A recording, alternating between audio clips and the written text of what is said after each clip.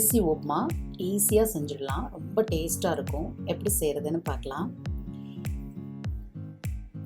200 gram உலக்குக்கு சாப்பாட்டு புழுங்கல் அரிசி இருக்கு இல்லையா, சாதம் வடிப்போமே, அந்த அரிசி எடுத்துக்கோங்க. 200 கிராம் உலக்குக்கு ஒரு உலக்கு எடுத்துக்கோங்க. அதுக்கு 50 கிராம் உலக்குக்கு கடலை பருப்பு சேர்த்துக்கோங்க. 200க்கு 50 சேர்த்து நல்லா 1-2மா நல்ல ரவை பதத்துக்கு திரிச்சு வச்சுக்கோங்க. பாருங்க, நல்லா பரபரான்னு திரிச்சு எடுத்து வச்சுக்கோங்க. ஒரு கடாயில் எண்ணெய் ஊற்றிக்கோங்க. எண்ணெய் காஞ்சதும் கடுகு சேர்த்துக்கோங்க. உளுத்தம்பருப்பு, இது 2 பொரிஞ்சதும் கடலை பருப்பு. அப்படி 1 by 1 சேர்த்துட்டே வாங்க. கொஞ்சம் வேர்க்கடலை பருப்பு, முந்திரி பருப்பு ஆப்ஷனல் தான், இருந்தால் சேர்த்துக்கோங்க, இன்னும் ஃபைனாக இருக்கும். ஒரு 3 காஞ்ச மிளகாவை சின்னதாக கிள்ளி போட்டுக்கோங்க.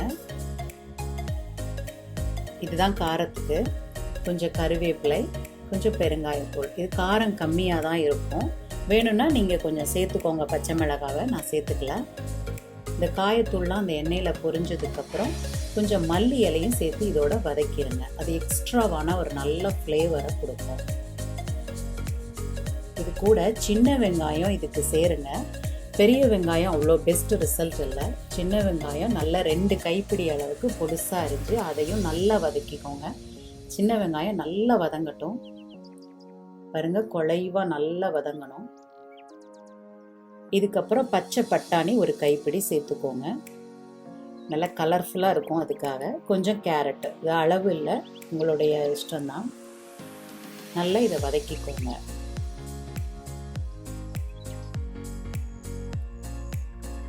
இப்போ நம்ம திரிச்சு வச்சோம் இல்லையா, அரிசியும் கடலைப்பருப்பும், அந்த பொடியை இதில் சேருங்க. இது சேர்த்து நல்லா வதக்குங்க. இந்த அரிசி கடலைப்பருப்பு நம்ம ஏற்கனவே சேர்த்து வச்ச இந்த ஜாமானோட சேர்ந்து நல்ல எண்ணெயில் வறுபடட்டும். இது வித்தியாசமாக டேஸ்ட்டாக இருக்கும். எல்லாரும் தண்ணியில் கொதிக்க வச்சு அதை போடுவாங்க, அது அங்கனங்கன உருண்டு போயிடும்.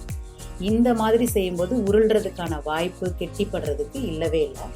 200 கிராம் உலக்குக்கு அரிசி எடுத்ததுனால அதே உலக்குக்கு 2.25 டம்ளர் தண்ணீர் எடுங்க. 1க்கு 2.25ங்கிறது கரெக்டான மெஷர்மெண்ட்டு. உதிர இருக்கும் இந்த உப்புமா. 2.25 பாருங்க, ஊற்றியாச்சு. இப்போ இதை கிளறி விடுங்க.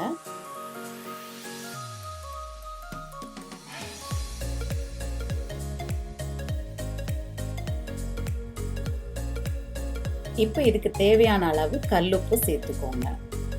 சேர்த்துட்டு நல்லா கிளறி விட்டுட்டு கொஞ்சம் மூடி வைங்க. இது கொஞ்சம் வேகட்டும். கொஞ்சம் கேப் விட்டு மூடி வைங்க. ஒரு 5 மினிட்ஸ் கழித்து பார்த்தீங்கன்னா ஓரளவு தண்ணீரை அப்சர்வ் பண்ணிருச்சு பாருங்க. ஆனாலும் முழுமையாக அந்த அரிசி வேகலை. ஸோ இன்னும் அந்த ஈரப்பதம் இருக்குது. அதனால ஒரு தடவை கிளறி விட்டுட்டு மறுபடியும் கொஞ்சம் நேரம் மூடி வச்சுக்கலாம். இந்த கேப்பில் ஒரு 2 ஸ்பூன் அளவுக்கு நெய் விட்டிங்கன்னா ரொம்ப கமகமான மணக்க ஆரம்பிக்கும். சேர்த்துட்டு மூடி வச்சுருங்க. அதே மாதிரி ஒரு 5 to 7 மினிட்ஸ் வச்சா போதும். உப்மானாலே ஜென்ஸ்க்கு பிடிக்காது. இந்த மாதிரி செஞ்சு கொடுத்து பாருங்கள், ரொம்ப பிடிக்கும் அவங்களுக்கு. இதுக்கு ஏதாவது காரசாரமான சட்னி வச்சுக்கிட்டிங்கன்னா இது அட்டகாசமான மேட்சாக இருக்கும். பாருங்கள், நல்லா வெந்துருச்சு, பொலபலன்னு உதிரியாயிருச்சு, கலர்ஃபுல்லாக ரொம்ப டேஸ்ட்டாக வேறு இருக்கும். இது செஞ்சு கொடுத்து பாருங்கள். நல்ல காரமான சட்னி வச்சு இதுக்கு சர்வ் பண்ணி பாருங்கள், சூப்பராக இருக்கும். செஞ்சு பார்த்துட்டு உங்கள் ஃபீட்பேக் என்னன்னு எனக்கு சொல்லுங்கள். தேங்க்யூ.